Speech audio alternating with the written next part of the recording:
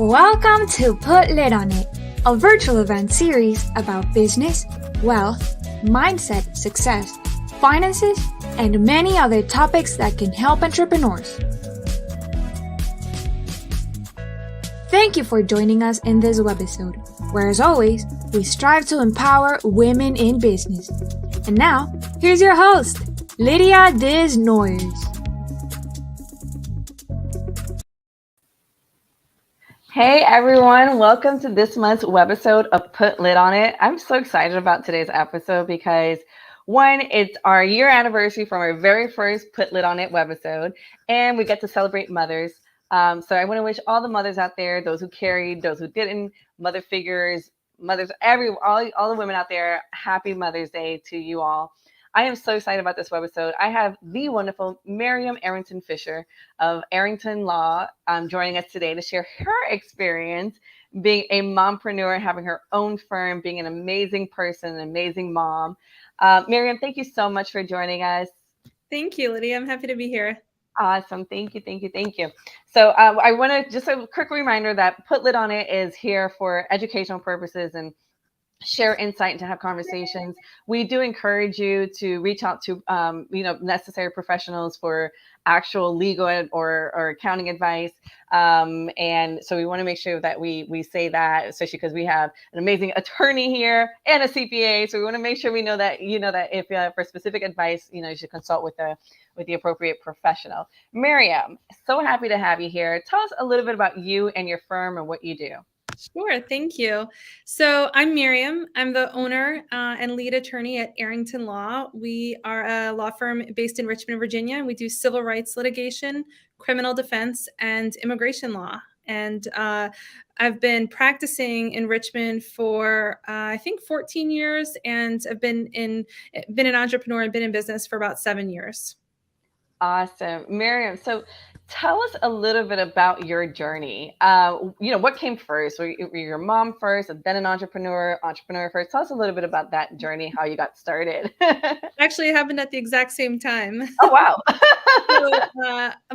I was thrust into entrepreneurship.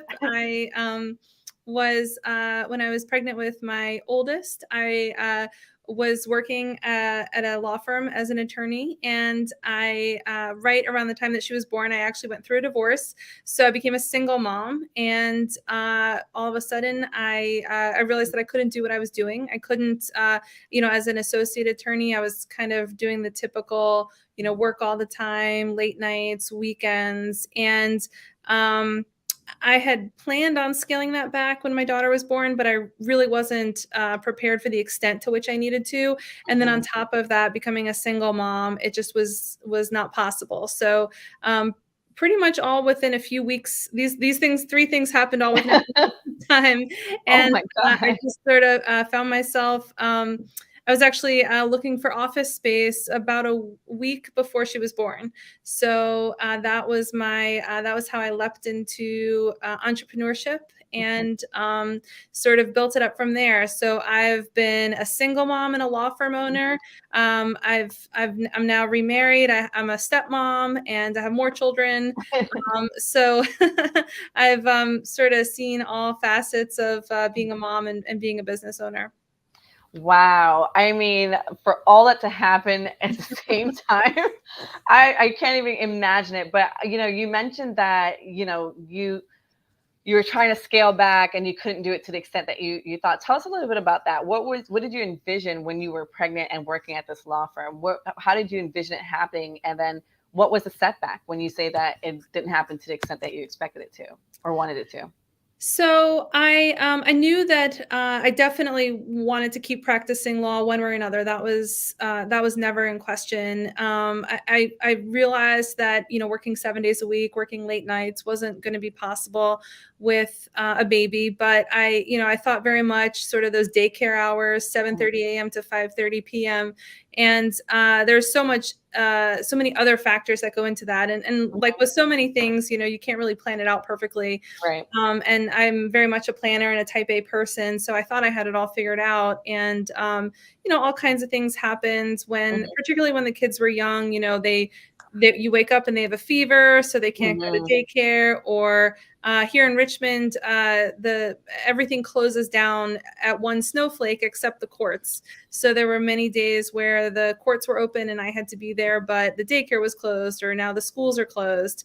So the logistics were much harder than I realized particularly when they were young.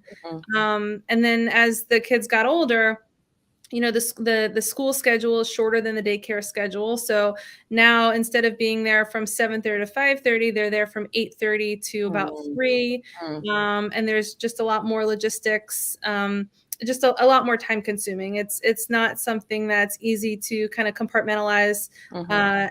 and schedule perfectly. Right, right. So, I mean, I know you, outside of this, so I know there's a light at the end of the tunnel, but but I want to spend a little more time on the struggle, because I know there are so many women out there who are still struggling with that balance, right? And so, can you share with us? I mean, did you feel guilt at any one point that, I mean, you mentioned that you knew you wanted to continue practicing law. Mhm. Was there any guilt around that, whether it was, hey, I'm not gonna be 100% with my clients, or I'm not gonna be 100% with my family? What were the emotions around that period? Yeah, I mean, mom guilt is, it's a term for a reason. It's definitely a real thing, or it was for me. That's in the beginning, yes, it was very, very challenging. I constantly felt like I was shorting one area of my life. And so whether it was, needing to reschedule a meeting because I had to stay home with a sick kid, or, dropping off the kid at daycare, when they weren't feeling well or something like that, it always felt like something, I wasn't giving 100% to one Mhm, area of my life. And that kind of went on for several years. I think what ultimately helped was just sort of me changing my mindset about what I owed the different parts of my life, at least from my perspective. mm. That is because I wrote down mindset. I want to get to it, because like, that's a foundation of a lot of things, right? Mhm. So I want to get into that mindset and what triggered it.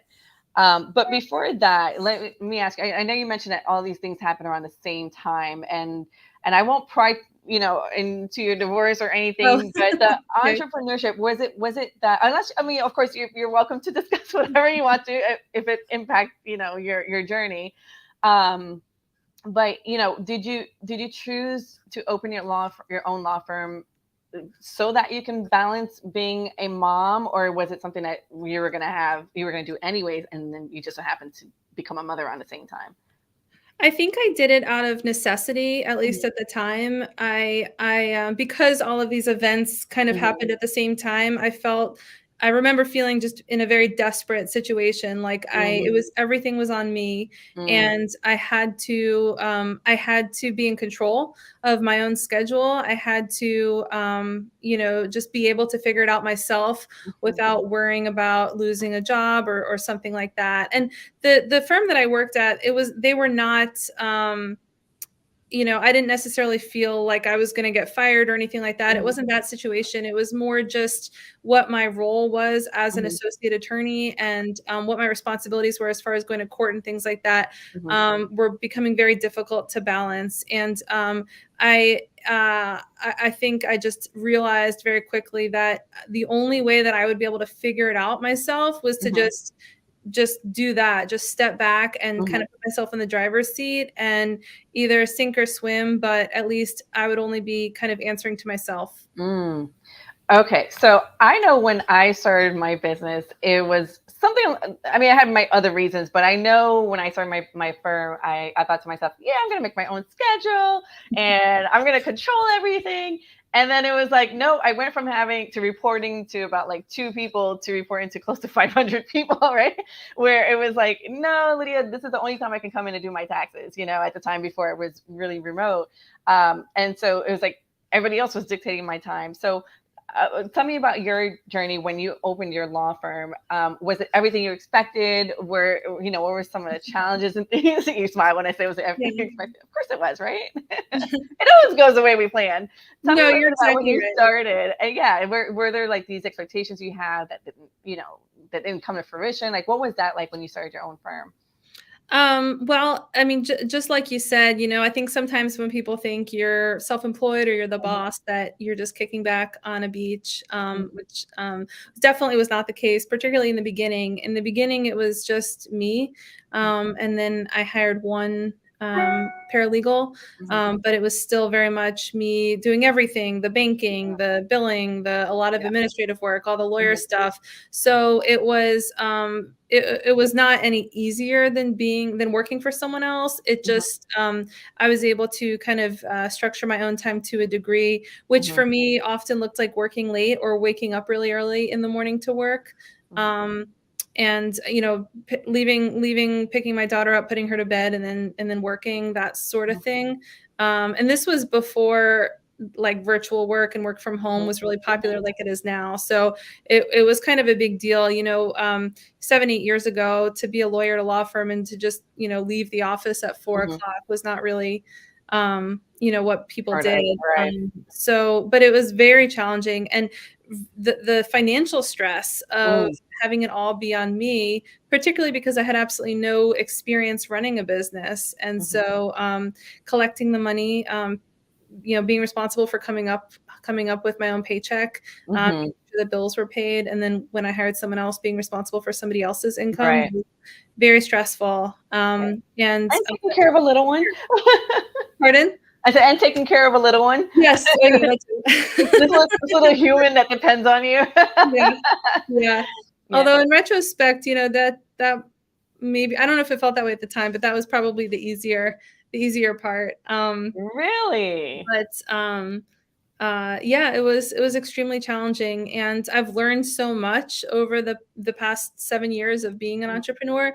But looking back in the beginning, I had like no plan, no experience, and Mhm. I just learned as I went, really. Right. A big thing as far as time management for me really was growing and scaling, so that Mhm, building up revenue, hiring more people. So now today I have a team mhm. of other lawyers and other staff. So although I'm running the firm day to day, Right. it's not all on me like it was in the early Right. days. But that takes time. Right, right. So then let's go back to this mindset. What was this epiphany that you had? What was this acceptance of a new mindset? What did that look like for you? Okay, I'll try not to go too Oh far no, go, rabbit go. hole. Women want to. We all want to hear this. We want to know how to have a successful law firm and have our families. I'm taking notes. You know my journey I'm working on, and so there's so many other women like us. So as much detail as you All can. right. Well, I'm a trial lawyer, so I don't have a very difficult time asserting myself. Mm, And uh, you know, what I think what's the case for women, for working women, for working moms, is this kind of feeling like it's our responsibility to make sure that our personal lives and our family lives are the least inconvenience to everybody else. And so, you hear it as soon as people start planning for a family, or, whatever route they're taking for that. Don't tell your boss until 5 months have mm, passed, or, when you do tell your work, make sure you have a plan in place. Basically the message is that if we want to have a personal life or a family life, in particular in mhm. my case, that we need to keep it to ourselves Right. and minimize any overflow and into other parts of our lives. I Mhm. remember when I was pregnant with my daughter, I was in court, and a judge, a woman judge who was very nice and was trying to be helpful, she pulled me aside and she said, "I have some advice for you. When you're at work and you don't think about home. And when you're at home, you're at home." And that's like not possible. Right. Right. And it's really unfair Right. to put people in that position. So in the beginning, it was very much, "Oh, I'm so sorry, I have to get to the daycare, but like I can be here Mhm. until 5:29." Yeah. And now the mindset that's changed is that I'm a good lawyer. Our firm is a great business. We provide great service to our clients and great customer service, but it's not on me to make myself available 24 hours a day to other people. And it's just the reality of my life that I do leave at 2:30 to pick them up from school now. That's what I've decided I want to do. If one of my kids gets sick, sometimes I have to cancel some things. And I had to become comfortable with that. And it took me a while. And what I found is that other people just accept it. But I think as women, we're always kind of sort of socialized to be accommodating. And so, or it's seen as a weakness, oh, she works part-time, she has Right. kids, and then they see that we're kind of lesser involved. Actually today was a great example, thinking about getting ready for this. I had a conference in a federal case that I'm involved in, and there's a number of attorneys in the case. I'm the only woman. And so we're talking about scheduling different hearings and scheduling the case for trial. And, we're looking at our calendar, and I just have weeks blocked off my calendar when my kids are out of school. And it's just, I can't do that. That's not a good week for me. Several years ago, I would have felt very self-conscious about that, or like, oh, maybe if that week's good for you, I can do it and I'll just figure it out. But now I'm just like, nope, that's not a good week for me. Next. And so that was the mindset shift. And, it's fine, because you can still be very accessible professionally and maintain boundaries, but we have to do that for ourselves. Nobody's going to make it easier for us. Right. Well said.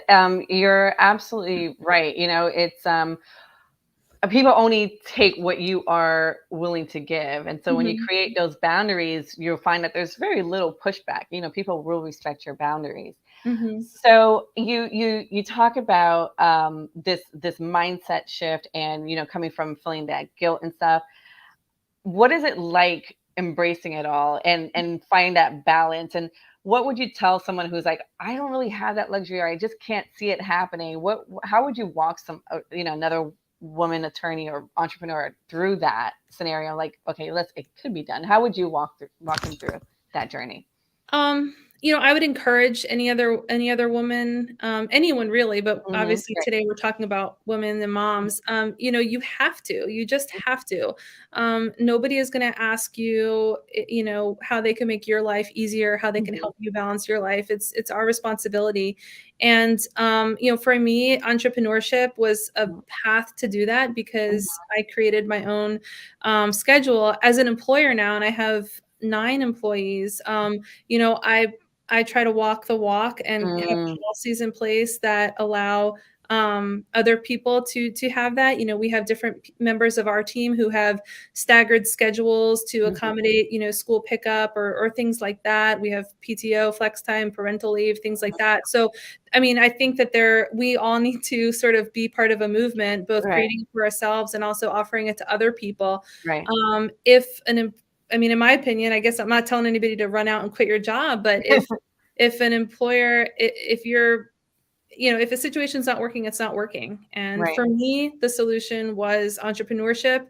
And now I'm trying to pay it forward to other employees, other team members. But I do think that it's sort of a systemic issue, and we need to take what we need.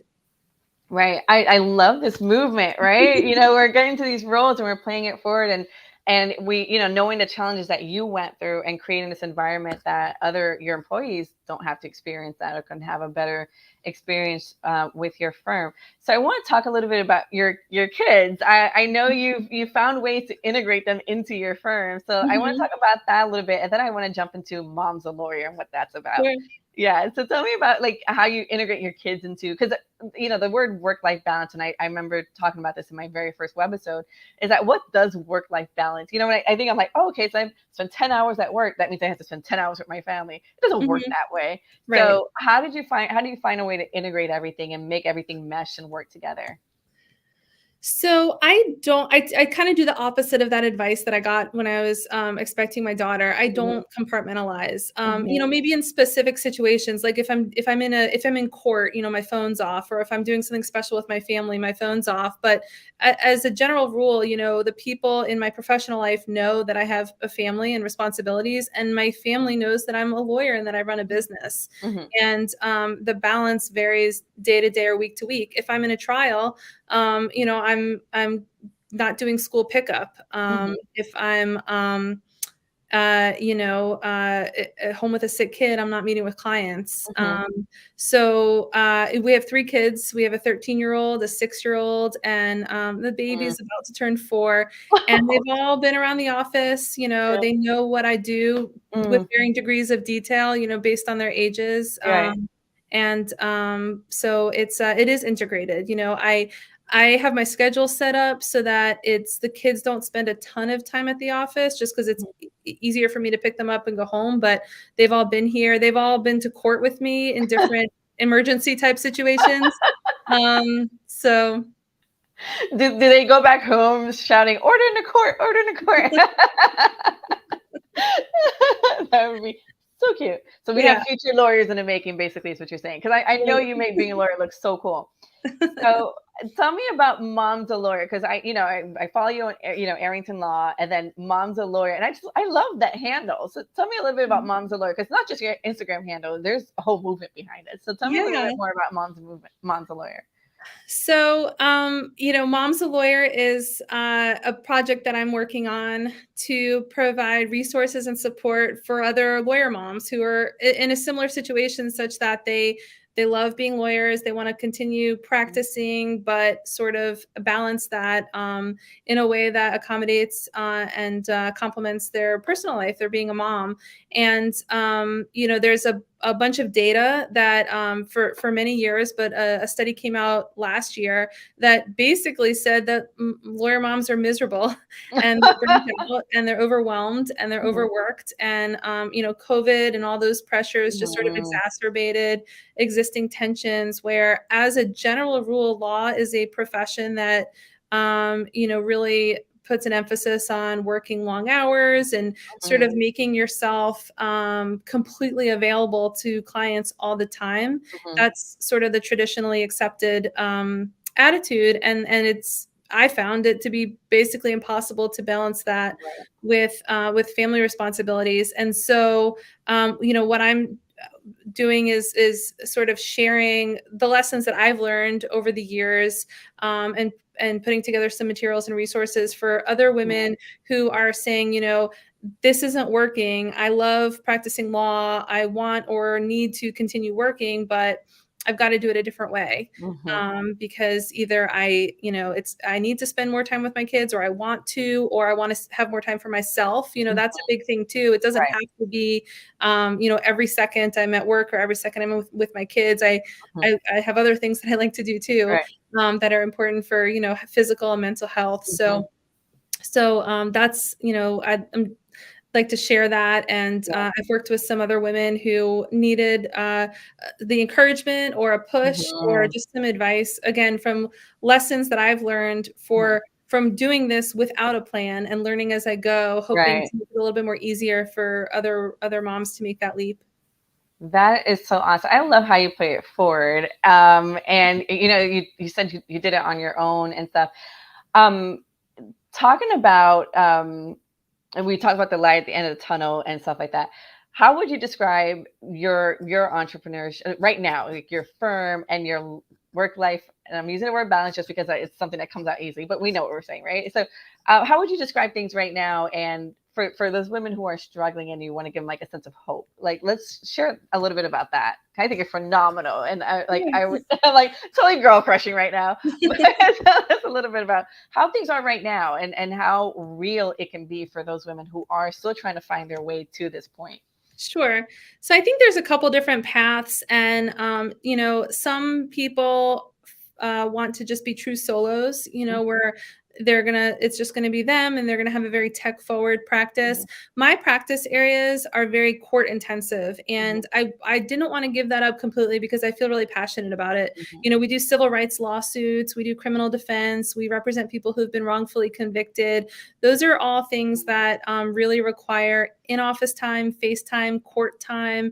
We do a lot of litigation, and we need support. And so for me, the process, the journey really was to scale the business over time, build up enough clients, and then add more team members. So today we have 3 lawyers, and we have a 4th joining us this summer.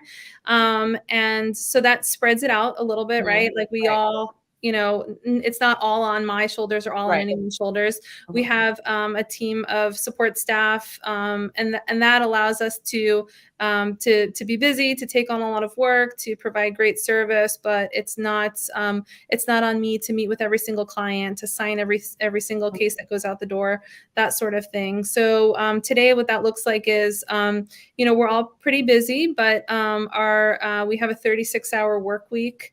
And again, we do have flexible schedules for team members that need it.